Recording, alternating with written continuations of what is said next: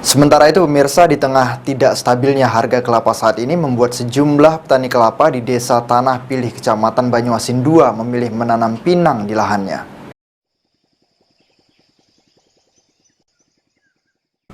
Tidak stabilnya harga kelapa saat ini membuat petani kelapa di Desa Tanah Pilih, Banyuasin II lebih memilih tanaman pinang.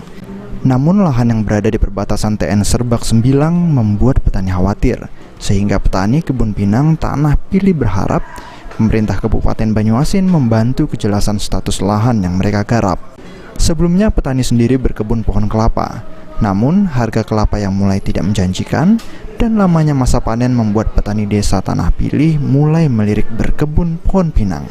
Untuk budidaya pohon pinang, petani sendiri dapat memanen buah pinang 1 hingga 2 kali dalam 1 bulan, tergantung kondisi pohon pinang. Berbeda dengan budidaya pohon kelapa yang harus menunggu 3 bulan untuk 1 kali panen. Kelapa makin menurun, jadi kami mengalihkan perkebunan pinang di 2015.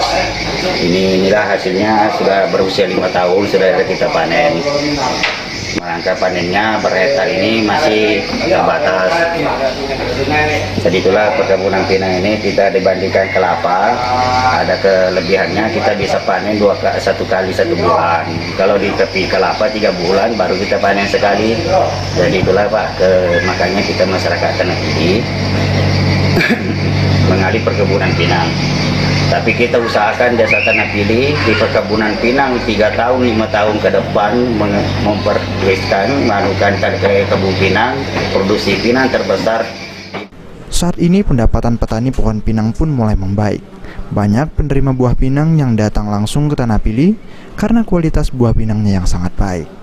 Kondisi ini membuat petani bertekad akan menjadikan Desa Tanah Pilih sebagai kawasan penghasil buah pinang terbesar di Kabupaten Banyuasin, bahkan Sumatera Selatan.